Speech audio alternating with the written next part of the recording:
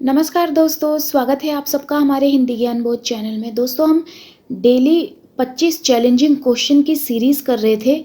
तो इस video class से पहले भी मैंने 8 क्लास उपलब्ध करवा दी है, जिसमें इम्पोर्टेंट क्वेश्चंस के मॉक टेस्ट लिए हुए हैं। अगर आपने नहीं लगाया है, लगाना चाहते हैं, तो 25 चैलेंजिंग सीरीज़ के नाम से प्लेलिस्ट बना दी है।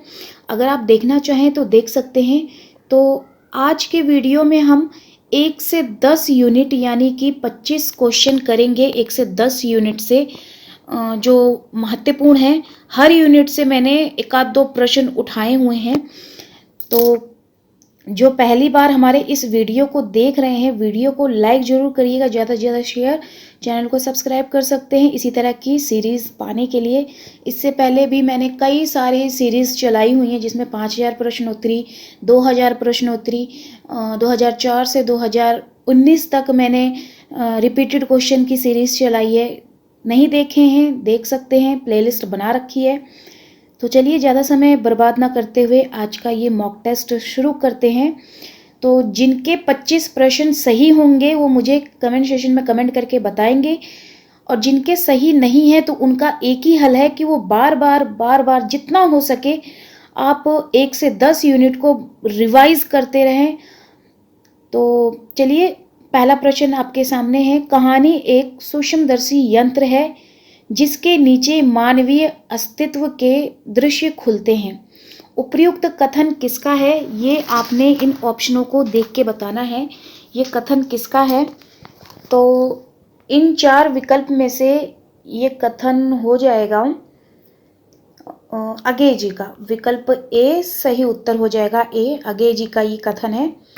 अगला प्रश्न है, अभी तक जो कहानी सिर्फ कथा कहती थी या कोई चरित्र पेश करती थी अथवा एक विचार को झटका देती थी, वही जीवन के प्रति एक नया भावबोध जगाती है।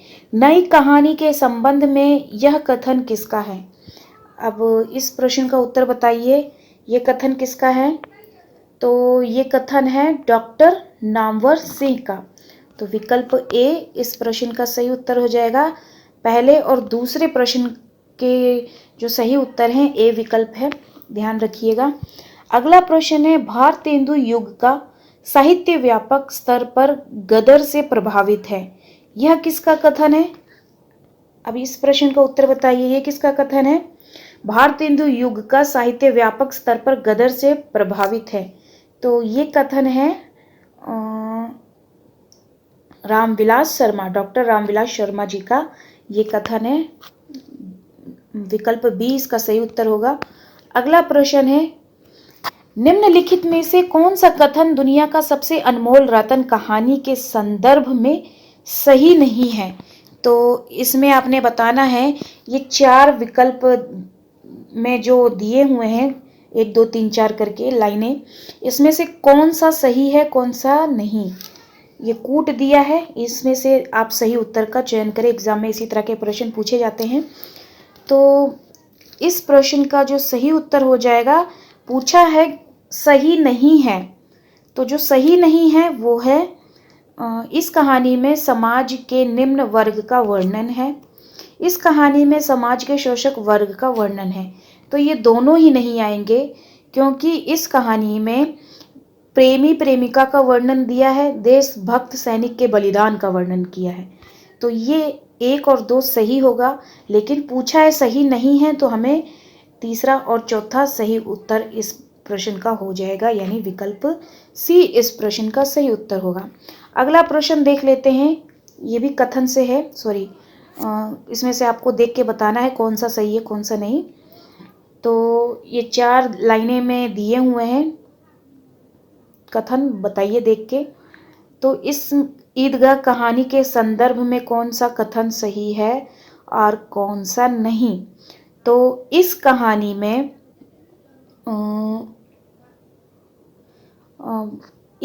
में हिंदू मुस्लिम भेदभाव का वर्णन है, तो ये नहीं आएगा, क्योंकि ईदगाह कहानी एक बाल मनोवैज्ञानिक कहानी है। तो इसमें हिंदू मुसलमान भेदभाव का तो वर्णन कहीं दिया ही नहीं है। तो विकल्प सी इस प्रश्न का सही, यानी कि 3 डी इस प्रश्न का सही उत्तर हो जाएगा।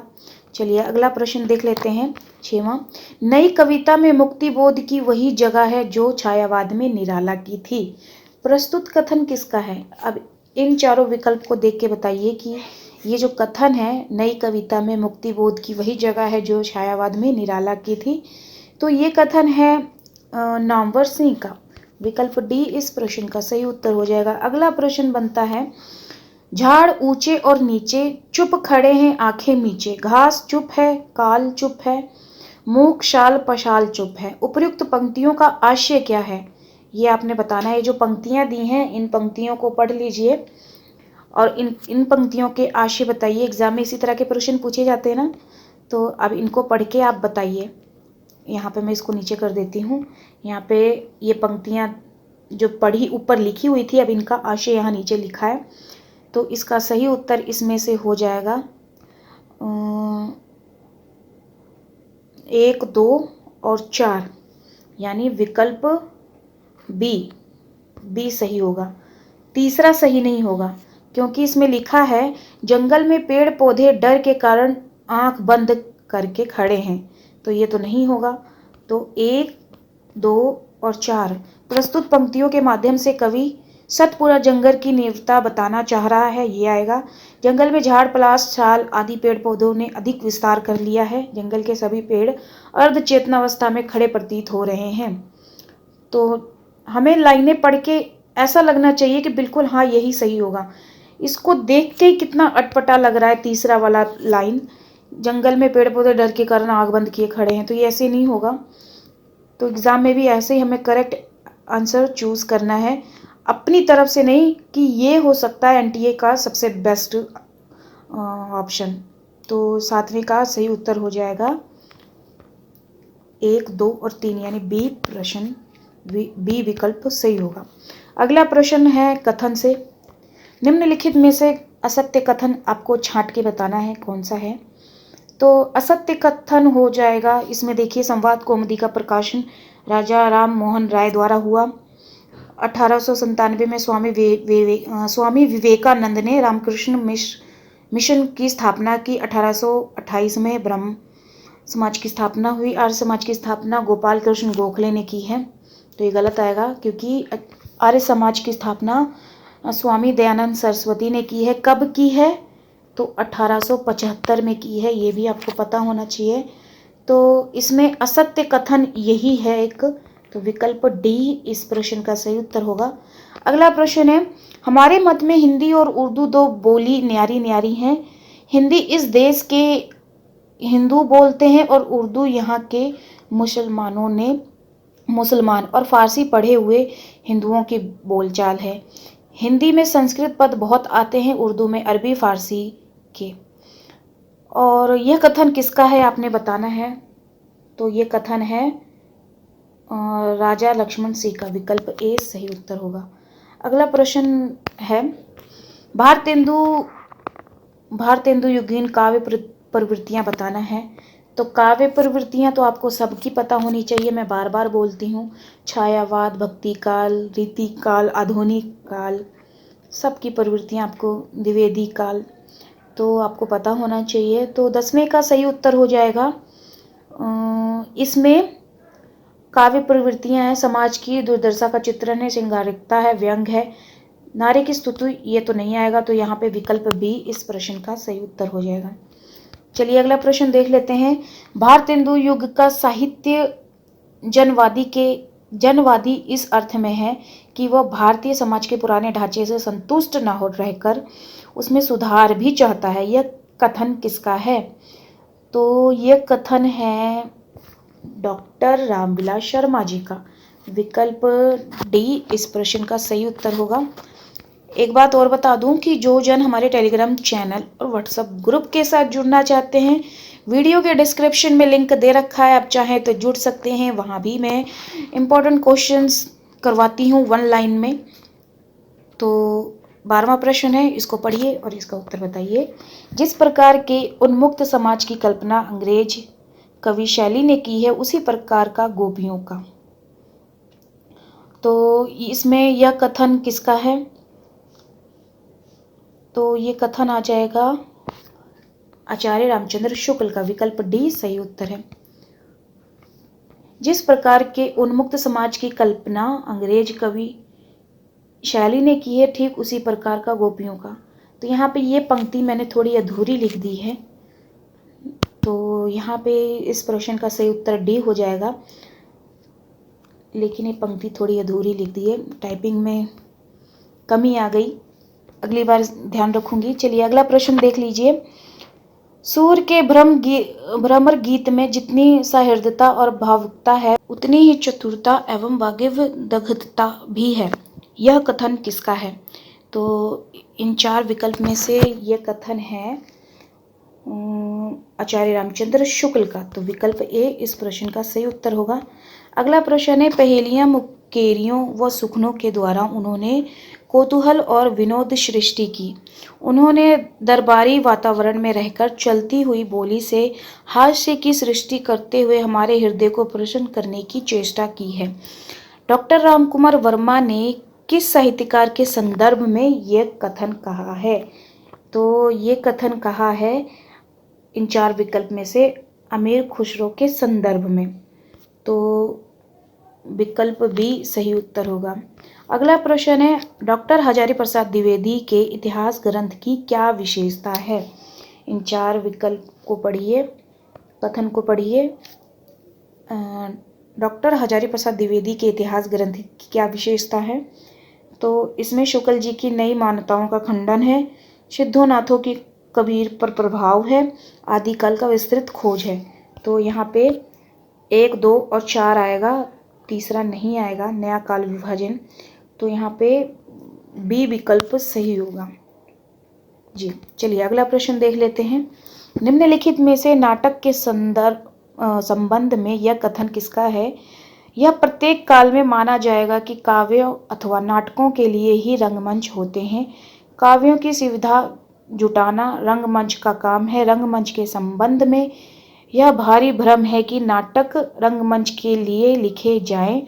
प्रयत्न तो यह होना चाहिए कि नाटक के लिए रंगमंच हो। तो ये कथन किसका है बताना है नाटक के संबंध में। तो ये कथन है जयशंकर प्रसाद जी का। विकल्प बी सही उत्तर हो जाएगा, बी विकल्प सही होगा इस प्रश्न का। अगला प्रश्न है, भारतेंदु जी ने अपने मौलिक एवं कई काम किए। उन्होंने नाटकों के बनाए फारसी रंगमंच का विरोध किया।